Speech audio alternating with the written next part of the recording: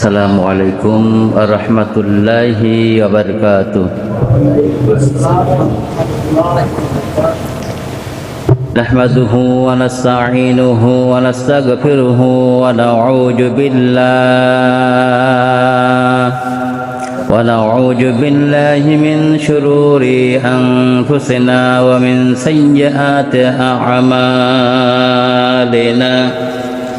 من يهد الله فلا مضل له ومن يضلله فلا هادي له، ونشهد أن لا إله إلا الله وحده لا شريك له، ونشهد أن سيدنا وحبيبنا ومولانا محمدا عبده ورسوله الذي أرسله بالحق بشيرا ونذيرا وداعيا إلى الله بإذنه وسراجا منيرا.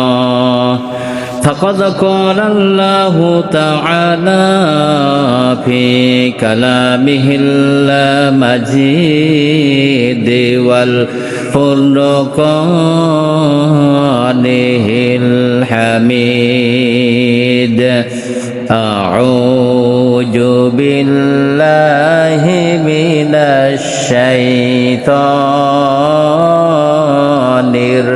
الرجيم.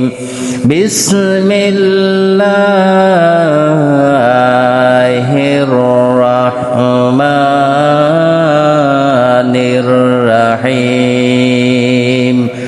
إن الله وملائكته يصلون على النبي يا أيها الذين آمنوا صلوا عليه وسلموا تسليما. اللهم صل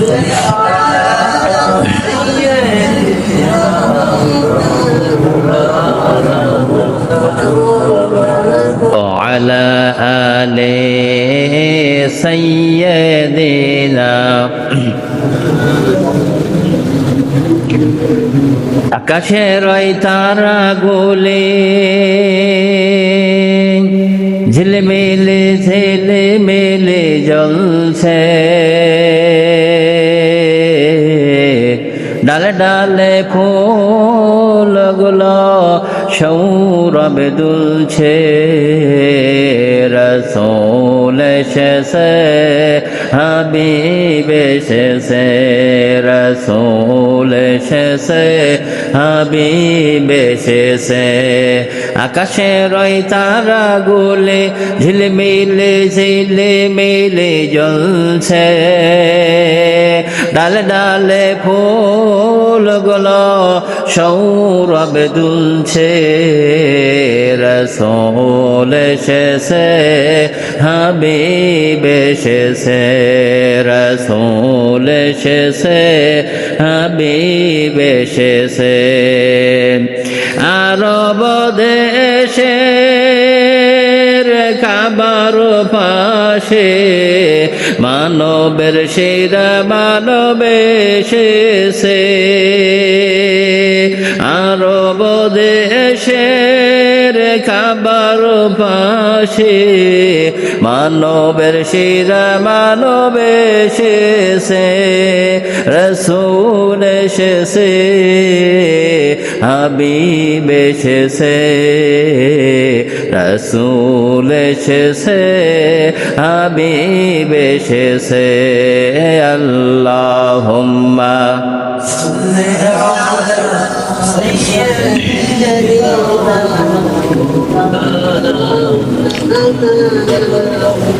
ওয়া আলা আলি সাইয়্যিদিনা। আমরা মহান আল্লাহ তাআলার কাছে শুকরিয়া জ্ঞাপন করি যে মহান রব্বুল আলামিন তিনি আমাদের সকলকে পবিত্র জুমা নামাজ আদায়ের জন্য তার ঘরে আসার মতন সুযোগ দান করেছেন। এই জন্য সেই মহান রব্বে কারিমের দরবারে শুকরিয়া জ্ঞাপন করি। সবাই বলি আলহামদুলিল্লাহ, ওয়াহাব্বাদের সাথে বলি আলহামদুলিল্লাহ। আমার বন্ধুগণ, আমরা বিগত জুমায় আলোচনা শুনছিলাম কোন মাস নিয়ে? কি মাস? আরবি কি মাস সম্পর্কে? রজব। মনে আছে সবার ইনশাআল্লাহ? রজব মাস সম্পর্কে আলোচনা হচ্ছিল। তাহলে আজকে রজব মাসের দ্বিতীয় জুমা নাকি? দ্বিতীয় জুমা। তাহলে আমরা প্রথম জুমায় শুনছিলাম যে এই রজব মাসের গুরুত্ব এবং ফজিলত সম্পর্কে। যেহেতু আল্লাহ তাআলা কোরআনুল কারীমের ভিতরে তিনি বলেছেন যে 4টা মাসের 12টা মাসের ভিতরে 4টা মাসকে আল্লাহ তাআলা সম্মান প্রদান করেছেন। তাহলে এর মর্যাদা আছে না নাই? আল্লাহ যখন স্বয়ং মর্যাদার কথা বলেছেন, সম্মানের কথা বলেছেন, তাহলে তার মর্যাদা অবশ্যই আছে। কিন্তু আমরা সেই যে 4টা মাস, এই মাসে যদি আল্লাহ তাআলা বলেছেন যে তোমরা যেন নিজের উপরে জুলুম করো না, এই কথাটা বেশি তাগিদ দিয়েছেন। নিজেদের উপরে জুলুম করো না, তার মানে কি? অর্থ হলো যে 2 মাস আসলে তোমরা যেন পাপাচার কাজ থেকে, অন্যায় কাজ থেকে, জুলুম কাজ থেকে, এইগুলো থেকে আমাদের বিরত থাকতে হবে।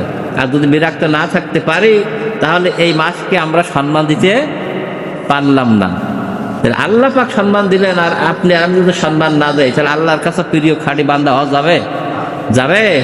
যাবে না। এই জন্য এই মাসকে বিশেষ করে আমাদের সম্মান প্রদান করতে হবে।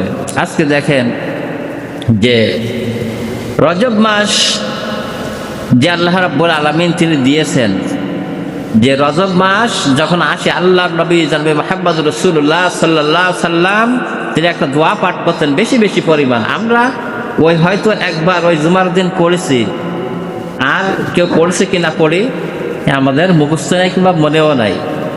কিন্তু রাসূল কারীম সাল্লাল্লাহু আলাইহি সাল্লাম এই দোয়াটা বেশি বেশি পরিমাণ পাঠ করতেন।